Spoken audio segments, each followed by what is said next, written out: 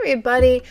Today we're dealing with one of my favorite areas in history, the intersection of religion and social reform. We'll be primarily in the kind of like mid to late 19th century and early 20th century in this unit, though I will be picking up this topic a little bit in Unit 5, when we will be looking at like later 20th century reformers. Okay, so in this first video, I'm going to give you some context and some transitional moments in women's organization and reform. Specifically here, we are going to talk a little bit about the Daughters of Charity and the Deaconess Movement, okay? So, first of all, Christian women have been engaging in acts of charity, hospitality, care of the sick, the poor, and the marginalized since the very earliest days of Christianity. Okay, so there's nothing new about women trying to offer comfort or to improve the society around them. Okay, through these acts of Christian charity. The 19th century, however, saw an enormous increase in the number of Christians who were actively organizing to meet the needs of their communities. Okay, and this had incredible influence and societal changes all over the globe. Okay, this engagement in religiously inspired social activism continues through the 20th century into our current era. Okay, this is still happening. All right, so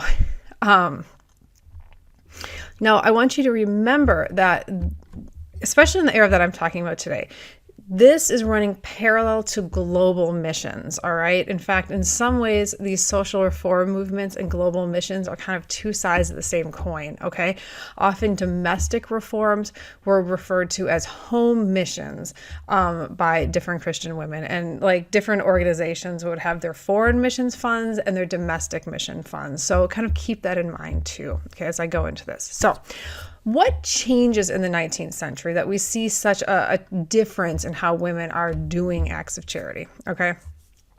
There are actually many answers to this question, and I want to highlight a number of them. But first, I want to talk about an early Catholic group that actually has significant impact on kind of everything in this area, and that's the Daughters of Charity, founded by St. Vincent de Paul and Louise de Marillac in Paris in 1633. Okay, so we're like way before the 19th and 20th century here. I know that, but this kind of sets a precedent, okay? So in the 17th century, there was a lot of need and very, very few social services, okay? The church, of course, provided some, and often wealthy women would volunteer. Though, as you can imagine, okay, they're in Paris and you have these like wealthy Parisian women going in and offering kind of services to the poor. And there is a real disconnect between those in need and these like aristocratic women, okay?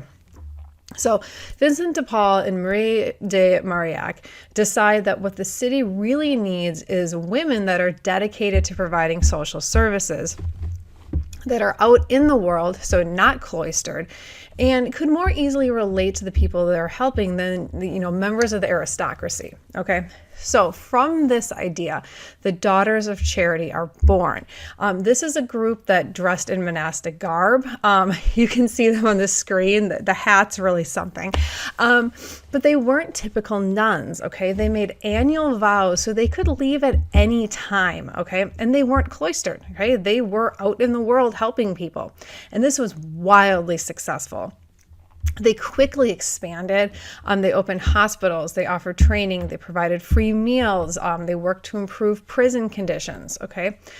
So very quickly, the Daughters of Charity spread all around the world, and really inspired by their successes, it became increasingly common then for nuns to be out in the world providing services as well. Okay. So in Chile, for example, nuns and Catholic laywomen took on a pivotal role in providing social services to the people. So, following the Latin American revolutions and such, when a new liberal government took over the country, they realized that providing social services was a lot more complicated than they had originally anticipated. So they decided to turn to women to fill this role. So like in 1854, the Chilean government actually signed contracts with 4 different groups of nuns to provide services. So it was these religious women who first provided social service, but then they also legitimized the professions of like nursing, teaching, social work. Okay. Social work. social work has actually pretty long, interesting history, which I'm not going to get into right here, but it slowly becomes professionalized kind of through this era as well. Anyway, I will leave it at that for right now. So it was these religious women, and then also lay women start getting involved. Okay, soon lay women started raising funds and acting as administrators for the nuns who were providing services. Okay, and as social services become more secularized as time passes, women still tend to dominate in these careers. Okay. Kind of around the same time in the United States, Elizabeth Seton founds the Sisters of Charity in 1809, and they were doing similar things in the United States, opening schools, providing social services, stuff like that. Okay, so you get the point. Consecrated Catholic women and some lay women, depending on where you were, really start taking a larger role in social services. Okay, now let's shift over to Protestant women now. Okay. Historically, Protestant women were more limited in their opportunities to engage in social reform. Overwhelmingly, Protestant women married and generally children would follow, which left less free time. Okay. However, in the 19th century, you are seeing more Protestant women who are deciding to stay single, even though this is still the minority. And some of these single women may have worked as teachers or nurses. But some, and there's a really lively Lutheran tradition here, became deaconesses. Okay, so the Deaconess Movement.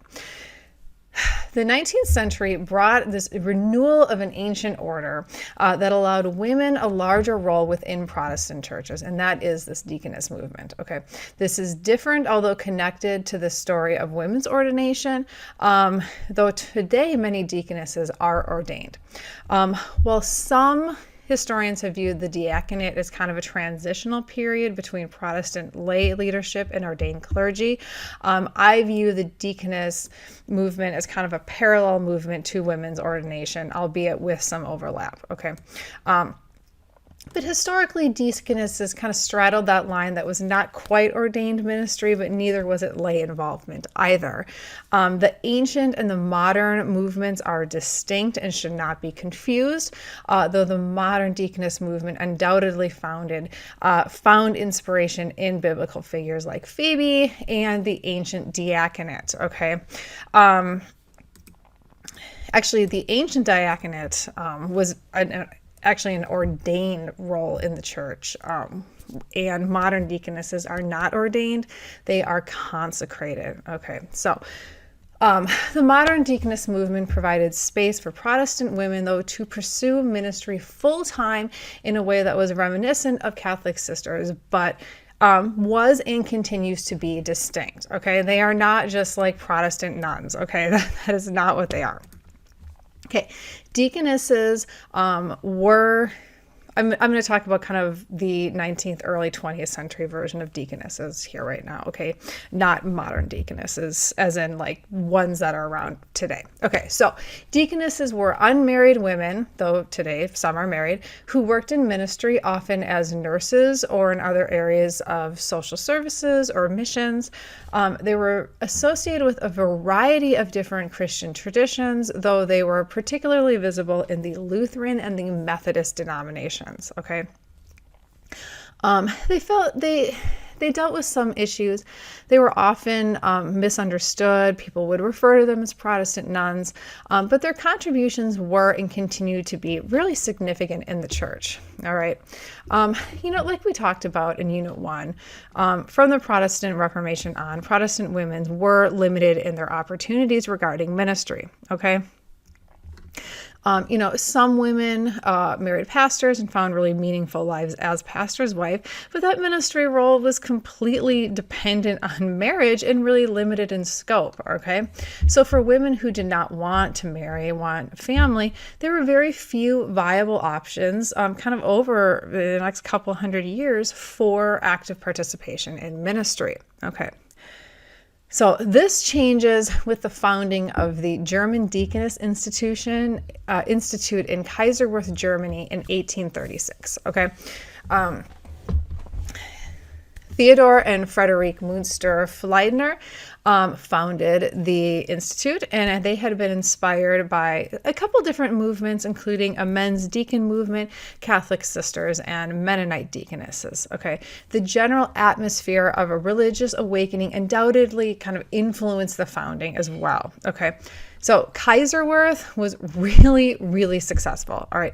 Single women entered the Institute and they were trained as nurses while they were immersed in an atmosphere of religious devotion with frequent worship services. Okay. The community became a really tight-knit surrogate family for the women. And through their associations, the women were able to engage in activities that were largely seen as inappropriate for single women, such as holding a job in full-time ministry. Within 15 years, Kaiserwerth ran a Deaconess Mother House, a hospital, a center of rehabilitation for women convicts, a teacher's training school, a girls' high school, a kindergarten, an orphanage, a home for female invalids, kind of old antiquated term there, a farm, and a school for deaconesses.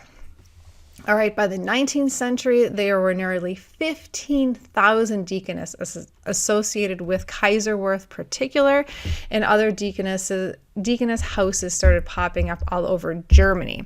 Now, seeing the success of these European houses, not to mention the advocacy of Florence Nightingale, who was interestingly enough trained at Kaiserwerth, American Protestants became increasingly interested in Deaconess movement as well. And the first American Deaconess house was founded in Pittsburgh in the 19th century, despite really slow beginnings in the United States. By the turn of the 20th century, American denominations rapidly began establishing Deaconess Orders. Okay, I have on the screen here a list of denominations who established Deaconess programs.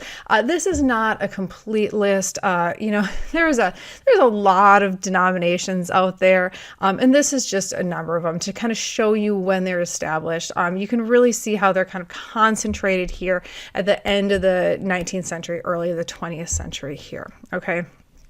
I'm going to be really, really honest with you. We don't really know how many deaconesses there were in total. Okay. In 1897, the Methodist Episcopal Church North yearbook listed 303 deaconesses working at the time within the U.S., 630 total, if you counted deaconesses were working internationally. Okay. So, that's a pretty big denomination there. It gives you some idea. But again, I can't give you exact numbers. We just don't know. The fact that people didn't keep great records tells us something anyway on that. Okay, so Deaconess Institutes actually had some struggles with retaining deaconesses. A number of them would go and eventually marry. But again, they were consecrated. They didn't make vows, so they could do this. Okay. All right. I'm going to wrap up this video because we're about at 15 minutes. Anyway, in the next video, I'm going to talk a little bit more about lay women organizing. All right, everybody. Thanks so much. Bye.